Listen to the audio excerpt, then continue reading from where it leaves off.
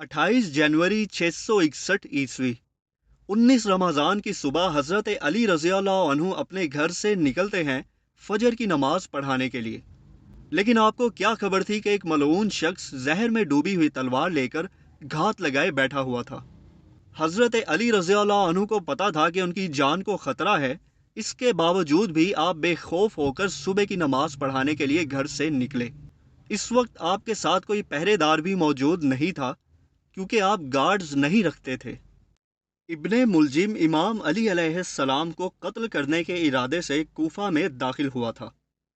गालिबन 658 में जंगे नहरवान में खारजियों की शिकस्त का बदला लेने के लिए। इब्ने मुलजिम जो था ये खारजी था, और चूंकि इन्हें इमाम अली अलैहिस्सलाम ने शिकस्त दी थी जंगे नहरवान में, उसी का बदला लेने ये यहाँ पर आया था। इसे कूफा में दो साथी मिले, यानी शुबैब इब्ने बजरा और वरदान इब्ने अल मुजालिद। इब्ने मुलजिम के बरक्स इन दोनों की तलवारें इमाम अली अलैहिस्सलाम से छूट गई और वो भाग गए, लेकिन बाद में पकड़े गए और मारे गए। इससे आपको अंदाज़ा होगा कि इमाम अली अलैहिस्सलाम पर इब्ने मुलजिम के अलावा इसके दो और साथी यानी शुबैब और वरदान, ये दोनों भी मौला अली अलैहिस्सलाम पर हमला करने की नीयत से वहाँ पर आए थे, लेकिन वो नाकाम रहे और भाग गए, लेकिन बाद में पकड़े गए और मारे गए। इब्ने मुलजिम जो था ये अपने दो साथियों से जब मिला, इसके बाद इसने रबाब कबीले के एक गिरोह से मुलाकात की जो नहरवान में अपने कबाइलियों के कत्ल पर मातम कर रहे थे। उनमें एक कतमी नामी एक औरत भी थी जिसने इब्ने मुलजिम को अपने हुस्न से मुतासिर किया। इसने शादी के तोहफे के साथ इसकी शादी की तजवीज़ पर इत्तेफाक किया, जिसमें इमाम अली अलैहिस्सलाम का कत्ल भी शामिल था। इसके बाद इसने अपने कबायली वरदान को इब्ने मुलजिम के मिशन में मदद करने का बंदोबस्त किया। अपने हिस्से के लिए वरदान ने शुबैब की मदद ली। कत्ल से एक रात पहले साजिश करने वालों ने खुद को इस दरवाजे के सामने खड़ा किया जहां से इमाम अली अलैहिस्सलाम मस्जिद में दाखिल होते थे। यानी इससे आप लोगों को अंदाज़ा हो गया होगा कि इमाम अली अलैहिस्सलाम के कत्ल के पीछे जो साजिश थी उनमें इन चार लोगों का बहुत बड़ा हाथ है, जिनमें इब्ने मुलजिम, शुबैब, वरदान और कतमी नामी एक खातून थी, और ये सब खवारिज थे। वैसे तो और भी बहुत सारे खवारिज इसमें शामिल थे, लेकिन मंजर आम पर सिर्फ इन चार लोगों के नाम ही मौजूद हैं। इब्तदाई ज़राए लिखते हैं कि इमाम अली को कत्ल से बहुत पहले उनकी किस्मत के बारे में या तो इनकी अपनी पेशन गोई या फिर मोहम्मद सल्लल्लाहु अलैहि वसल्लम के ज़रिए मालूम था।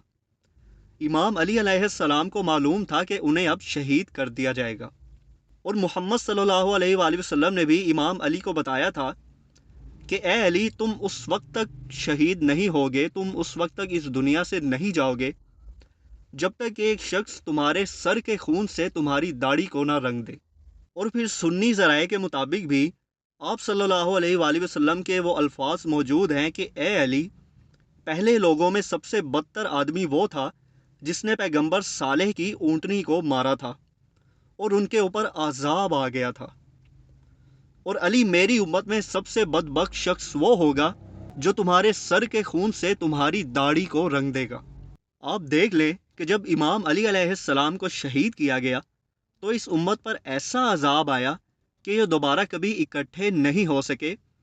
इवन खिलाफत भी मुसलमानों के हाथ से निकल गई, दोबारा कभी खिलाफत भी कायम नहीं हो सकी। बिल आखिर वो दिन आ जाता है 40 हिजरी और 19 रमज़ान की सुबह। इमाम अली अलैहिस्सलाम अपने घर से निकलते हैं। आप मस्जिद की तरफ जा रहे थे कि इब्ने मुलजिम ने आकर सामने से उनके सर पर जहर आलूद तलवार से वार किया।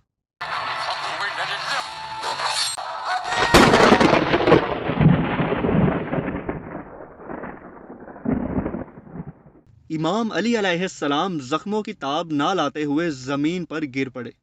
इब्ने मुलजिम वार करने के बाद भागा तो हाशमी अल मुगीरा इब्ने नौफल बिन हारिस ने या क़ुताम बिन अब्बास ने जाए वक़ुआ पर इसे पकड़ लिया।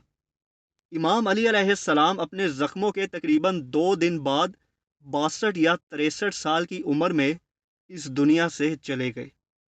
इमाम अली अलैहिस्सलाम का आप इखलाक देखें। जब इब्ने मुलजिम को पकड़ा गया तो आपने फरमाया कि इसके साथ नरमी का रवैया रखना। अगर मुझसे पूछो तो इसे तुम माफ़ कर देना, बदला मत लेना। اور اگر بدلہ لینا ہی ہو تو اسے ایک ہی وار میں قتل کر دینا، اسے تکلیف مت دینا۔ یہ امام علی علیہ السلام کے الفاظ تھے۔